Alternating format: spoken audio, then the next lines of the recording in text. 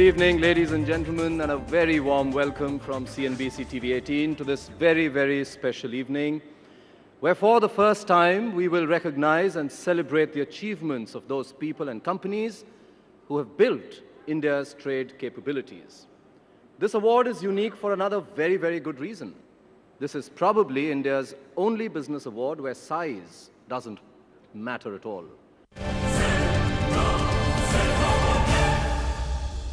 And the DHL and CNBC TV 18 International Trade Awards 2007 is a path-breaking initiative that will present to the nation its most spectacular businesses who, apart from building forex reserves for the country, have with their achievements made India the new world trade hub. These awards will, for the first time in the history of India Inc., reward excellence and consistency in wealth creation in India's international trade community. Time now for a quick exchange of ideas, thoughts and views to explore the challenges of the growing international trade from and to India. May I first invite the moderator, a face you wouldn't want to miss for anything, Senthil Chengalvarayan, Managing Editor, CNBC TV 18.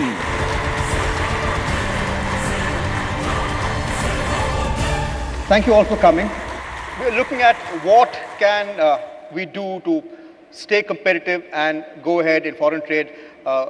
There is a long title, but let me just focus on a couple of things. I'm going to focus today, how much is the strength of the Indian rupee impacting the competitiveness of India? How much will it impact short term? There's certainly an impact. How much will it affect long term? We've got experts here who will tell you what to do when you're faced with such a situation. Mr. Malingal, if I can come to you first. How seriously does a rising rupee affect India's competitiveness? It's a fact that rupee could appreciate even further.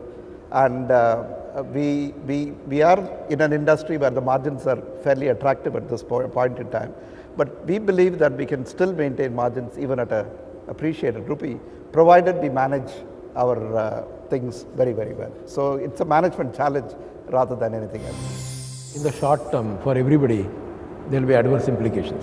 But in the long term, for everybody, I think it will be neutral and positive. Really speaking, from L&T's point of view, since our imports and exports are not very much unbalanced, it doesn't make much of a difference. But still, from the overall industry point of view, I think it's something that we are all going to get used to it. In terms of the rupee appreciating and therefore the challenges, I pretty much agree. It's management. It is to do with a value proposition that the trading community needs to offer. So it's got to do with cost competitiveness. You need to bring about that, and there's a whole lot that we need to do in terms of addressing that.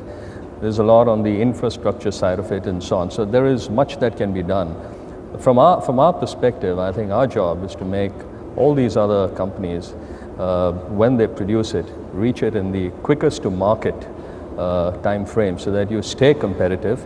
You reach there when you're meant to reach there, and I think to that extent makes them successful. So I think it will, in that sense, ease the kind of appreciation that the rupee has, which in a way is good because it reflects the Indian economy relative to the global economy.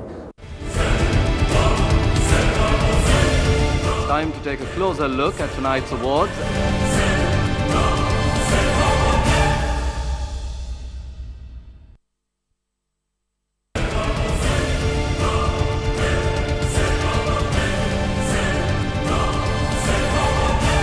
It's time to introduce our first category for the evening, the award for Outstanding Exporter of the Year in the textile sector.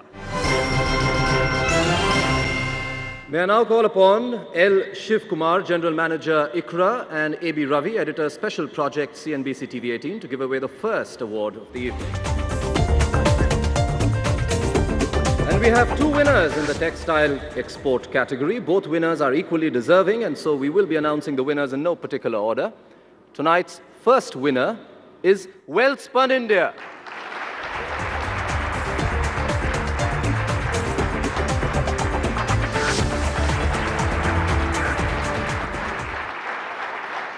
Second winner in this category is Disitex Furnishings Limited.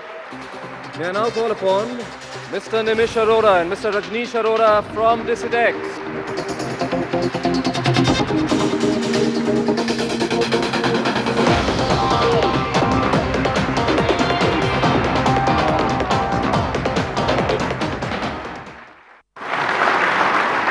said, time for the last category for the evening then. This is the award for IT, ITES and electronics. And once again, there are two winners in the IT, ITES and electronics category. The first of these is one of Asia's largest IT company, TCS. And may I call on stage Mr. S. Mahalingam, CFO, TCS, to please collect the award.